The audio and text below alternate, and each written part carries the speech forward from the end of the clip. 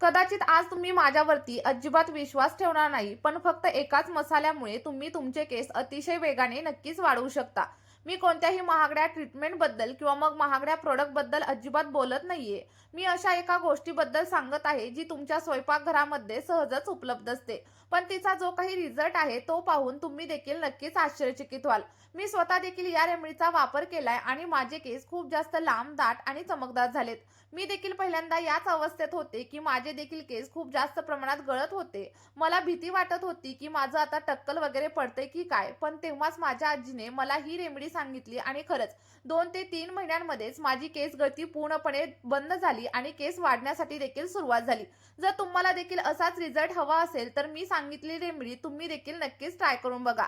चला तर मग आपली रेमेडी बनवायला आपण सुरुवात करूया.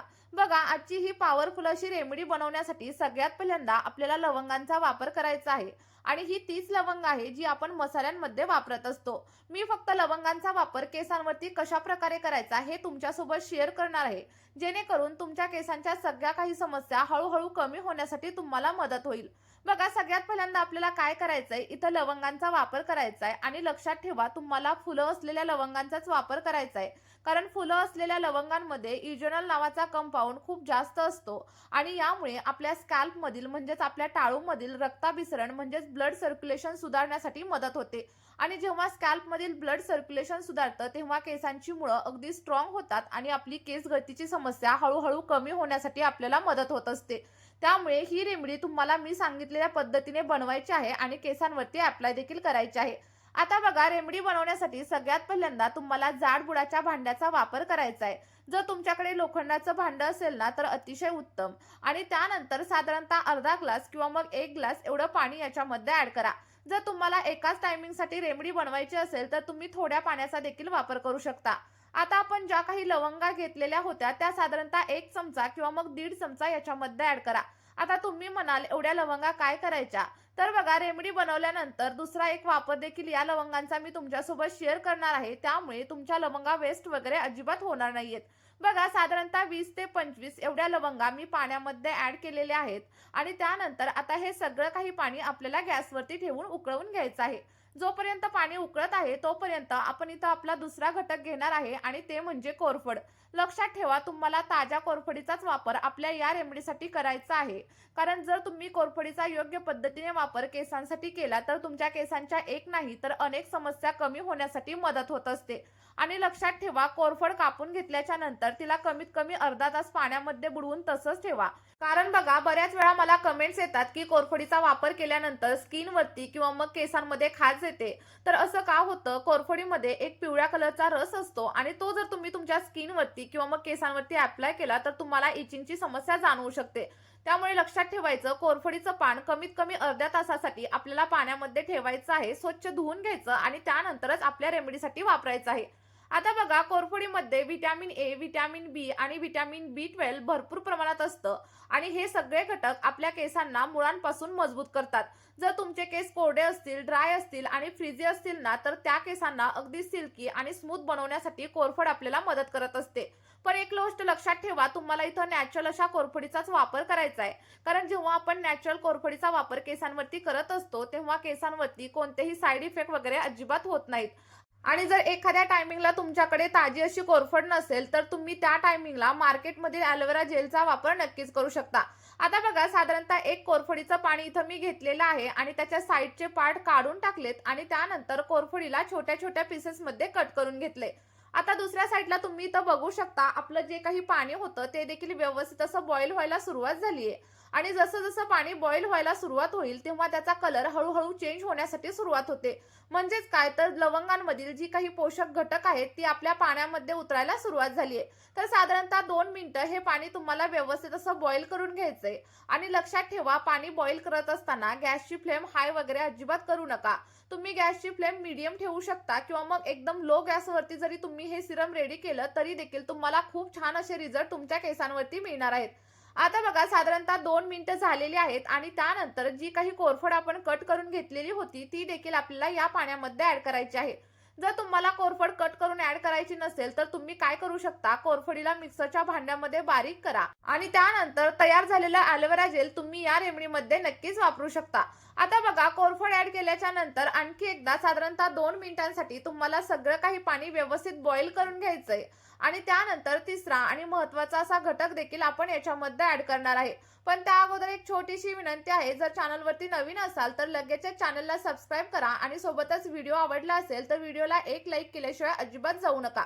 आता इथं तुम्ही बघू शकता, मी साधारणतः 1 ते 1.5 चमचा एवढं फ्लॅक्स सीड्स म्हणजे जवस देखील याच्यामध्ये ऍड केलेला आहे. कारण जवसामध्ये ओमेगा 3 फॅटी ऍसिड्स आणि सोबतच वेगवेगळ्या प्रकारचे व्हिटॅमिन्स असतात, ज्यामुळे आपले केस अगदी मुळांपासून मजबूत बनतात. आणि बघा, जर तुम्हाला तुमच्या केसांमध्ये स्प्लिट एंडची म्हणजेच फाटे फुटलेल्या केसांची समस्या असेल किंवा मग तुम्हाला एखादी कॅरेटिन ट्रीटमेंट वगैरे करायची असेल तर अजिबात करू नका. फक्त जवसांचा वापर मी सांगितलेल्या पद्धतीने केसांवरती तुम्ही नक्कीच करा. यामुळे तुमचे केस अगदी सिल्की, स्मूथ आणि शायनी दिसण्यासाठी मदत होणार आहे.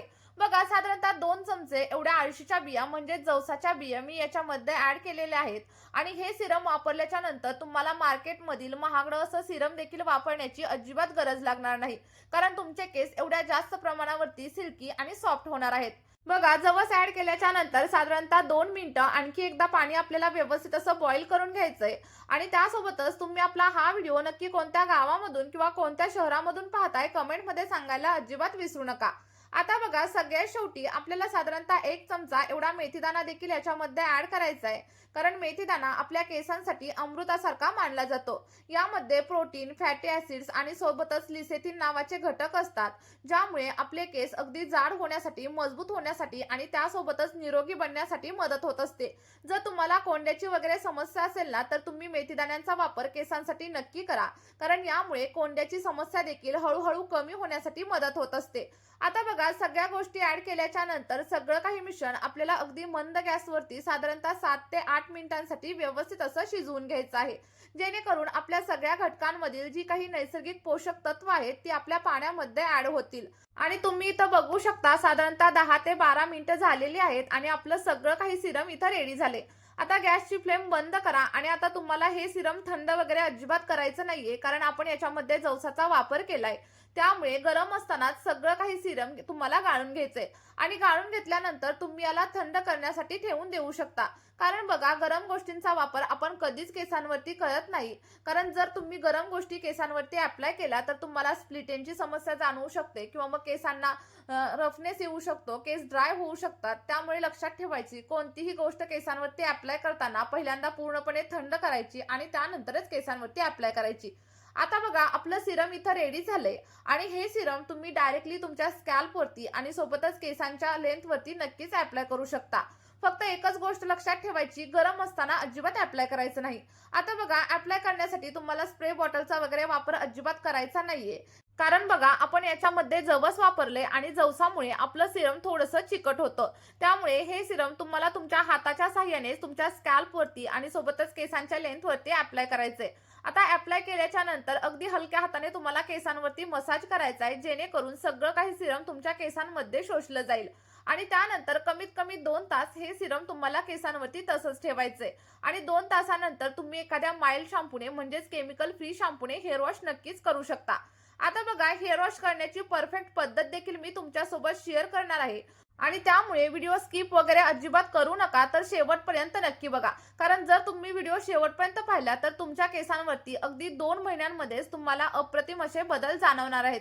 आता बघा, शॅम्पू करताना तुम्हाला काय करायचंय, एक सेपरेट भांड घ्यायचंय किंवा मग एक सेपरेट बाउल घ्यायचा आणि जे काही सिरम आपण रेडी केले ते साधारणतः 3 ते 4 चमचे सिरम एका सेपरेट बाउलमध्ये ऍड करा. आता त्यानंतर आपल्याला साधारणतः अर्धा ग्लास एवढं साधं पाणी म्हणजेच फिल्टरचं पाणी देखील याच्यामध्ये ऍड करायचंय. लक्षात ठेवा, इथे बोरिंगच्या पाण्याचा किंवा मग खाऱ्या पाण्याचा वापर अजिबात करू नका. आता दोन्ही गोष्टी व्यवस्थित अशा मिक्स करून घ्या आणि त्यानंतर तुम्ही तुमच्या केसांसाठी जो कोणता शॅम्पू वापरत असाल तो शॅम्पू याच्यामध्ये ऍड करा. बघा, इथे मी क्लिनिक प्लस शॅम्पूचा वापर केलाय, कारण हा शॅम्पू आपल्याकडे सगळीकडे अगदी इझिली अवेलेबल असतो आणि हा केसांसाठी चांगला देखील तेवढाच आहे. आता शॅम्पू ऍड केल्याच्या नंतर व्यवस्थित मिक्स करून घ्या आणि त्यानंतर तुमचा आयुर्वेदिक असा शॅम्पू इथं रेडी होईल. जेव्हा पण तुम्हाला हेअर वॉश करायचा असेल तेव्हा या शॅम्पूने हेअर वॉश करा. बघा, तुम्हाला तुमच्या केसांमध्ये अप्रतिम असे बदल जाणवायला लागतील.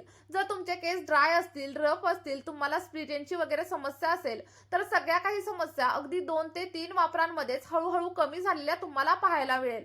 बघा, नक्की ट्राय करा आणि त्यानंतर तुम्हाला जे काही रिझल्ट भेटतील ना, ते माझ्यासोबत कमेंटमध्ये शेअर करायला अजिबात विसरू नका.